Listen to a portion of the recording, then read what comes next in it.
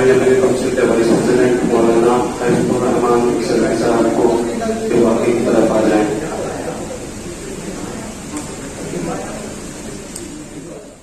پہلے education minister Maulana Abul Kalam Azad, ان کا جنم دن ہے اور اسی واسطے اس کو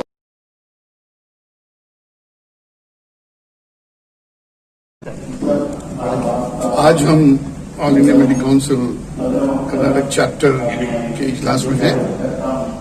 مولانا ابوالکلام آزاد صاحب کا جنم دن ہے.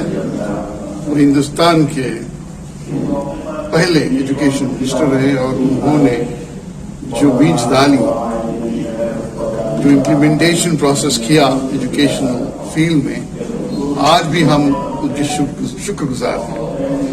علم از ویری امپورٹنٹ. قرآن کا پہلا آیت اقرا بسم اللہ الرحمن الرحیم، اقرا بسم ربک الذی خلق. Read in the name of the Lord, the Creator.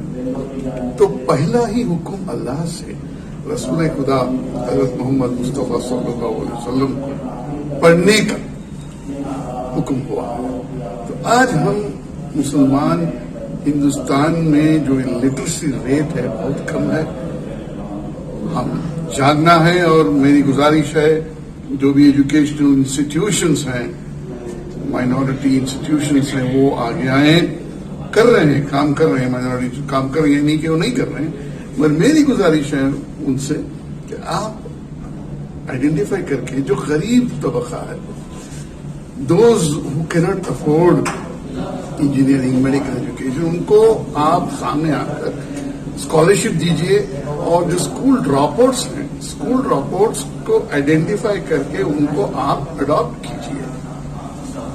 The educational minority institutions should come forward to adopt the school dropouts and give them skills training. Skills بہت امپورٹنٹ ہے. اور غریبی کی وجہ سے بہت سے اسٹوڈنٹس ڈراپ آؤٹ ہو رہے ہیں، ہوتے جائیں گے. اگر ہم لوگ سوشل ریسپانسبلٹی نہ لیں تو یہ بہت خطرناک ہوگا آگے والے دنوں میں. اب رہا ہے لاک ڈاؤن میں جو بھی سبق سیکھے ہیں ہم، بہت انمپلائمنٹ ہو گیا ہے اور tomorrow is the world of digital. تو اس میں ہم ڈیجیٹل تعلیم بھی بہت ضروری ہے ینگسٹرز کو دینے کے لیے. میں سمجھتا ہوں کہ مسجد ایک سب سے بڑی لارجسٹ یونیورسٹی ہے. مسجد اور مدرسہ یہ دو اگر کمبائن ہو کے اپنے اپنے علاقوں میں جو بھی اسکولز ہیں، کالجز ہیں، ان سے رابطہ رکھ کے آپ مدرسوں کے بچوں کو اسکول سائنٹیفک ایجوکیشن بھی دینا چاہیے. دین اور دنیا دو بھی چاہیے اس دنیا میں. اور انشاءاللہ اگلے دنوں میں میں سمجھتا ہوں کہ ہماری جو مسلم کمیونٹی ہے آگے بڑھے گی. اور ہم کو امید ہے جو بھی سوشل آرگنائزیشنز ہیں، جو بھی سیاستدان ہیں اور جو بھی سوشل ورکرز ہیں، وہ بہت اچھا کام کر رہے ہیں اور کام کریں گے. اور ہم سب مل کے ایک ہی ہمارا پیغام رہے گا کہ علم حاصل کرو کم وقت میں. Thank you.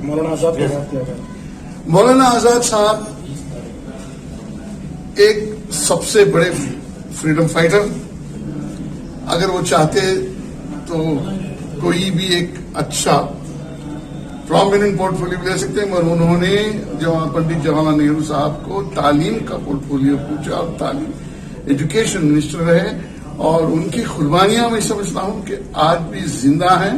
اور آج بھی مولانا ابوالکلام آزاد فاؤنڈیشن ہے جس فاؤنڈیشن سے بہت سا کام ہو رہا ہے.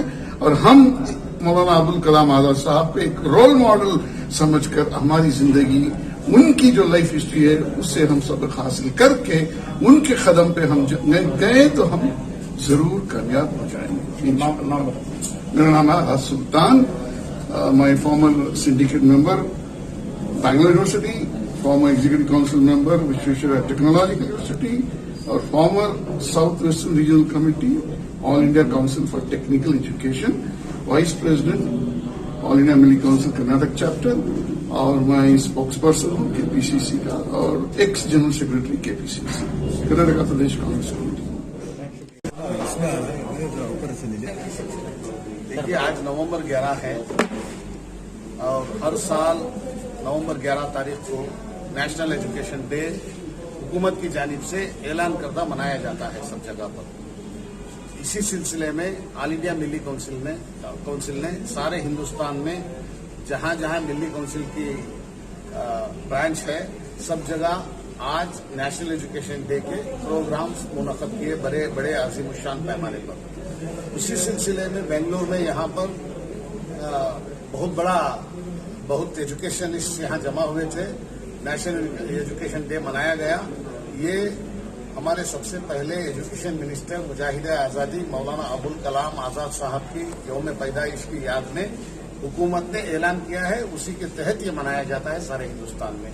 उसी सिलसिले में ये मनाया गया आज। और जैसे कि हमारे रौफ साहब पूछ रहे थे कि एक नेशनल एजुकेशन डे के दिन ये बनाया जा रहा है और मौलाना अबुल कलाम आज़ाद सबसे पहले एजुकेशन मिनिस्टर हमारी कौम के थे और मुजाहिद आज़ादी थे। इतना होकर उन्हीं की तरफ से पॉलिसियां बनाकर उन्हीं की तरफ से सारे इंस्टीट्यूशन तरतीब देकर बेंगलोर शहर में ऑल इंडिया मिली काउंसिल की तरफ से नेशनल एजुकेशन डे मनाया गया। इस मौके पर जो है मिली काउंसिल ने इस बात को बहुत ही एम्फसाइज किया है कि क्यों हम इस दिन को मनाया जाए। मैं समझता हूं कि जो कंट्रीब्यूशन मौलाना अबुल कलाम आज़ाद साहब का है, जो इंडिया के पहले एजुकेशन मिनिस्टर थे, उस वक्त पे जो उन्होंने IITs, एम्स और सेंट्रल यूनिवर्सिटीज जो कायम किए, आज उसी की बुनियाद पर हम हिंदुस्तान को वर्ल्ड के एजुकेशन मैप में देखते हैं। क्योंकि सारी दुनिया में अगर हम देखें कि जो यहाँ के बच्चे पढ़ के निकलते हैं, हम लोग जानते हैं कि हमारे हिंदुस्तान का जो लेवल ऑफ एजुकेशन है, स्पेशली हायर एजुकेशन, उन तमाम इंस्टीट्यूशंस की बुनियाद जो है मौलाना अबुल कलाम आज़ाद साहब ने रखा है। तो इसको हम बहुत सराहते हैं। हम सारे हिंदुस्तानियों को इस बात से फख्र होना चाहिए कि इस तरह के एक फ्रीडम फाइटर और एक जो ड्रीम उन्होंने इंडिया के एजुकेशन के लिए देखा था, उस ड्रीम को हम सब लोग आगे लेके चलेंगे। और मैं बहुत खुश हूँ आज इस प्रोग्राम में आकर कि ऑल इंडिया मिली काउंसिल ने इस उन्वान पर जो है सारे रियासत में प्रोग्राम ऑर्गेनाइज किया है। बड़े बड़े इदारे कायम किए, बड़ी मंसूबे रखे, लेकिन मुसलमान क्यों पीछे हैं इतने आज? हमारी कौम जो है, अगर हम सोशो इकोनॉमिक कंडीशंस के नज़रिए से देखेंगे तो सोशो इकोनॉमिक कंडीशन बिल्खुसूस हमारी कौम के इतने ख़राब हैं। अगर हम उन प्रॉब्लम्स को सॉल्व करने के लिए कुछ कदम उठाएंगे, इसमें गवर्नमेंट का रोल और NGOs का रोल और जो लोकल लेवल पे जो काम हो सकता है ताकि सोशो इकोनॉमिक कंडीशन अच्छी हो जाए। मैं समझता हूँ अगर किसी बच्चे के सामने दो ऑप्शंस हो कि बेटा तुम्हारे लिए रोटी चाहिए या किताब चाहिए, वो क्या ना करेगा, वो तो पूछेगा ही कि भी मुझे रोटी चाहिए। और मैं समझता हूँ कि अगर सोशो इकोनॉमिक प्रॉब्लम्स को अगर हम एड्रेस करेंगे तो डेफिनेटली एजुकेशन में और हम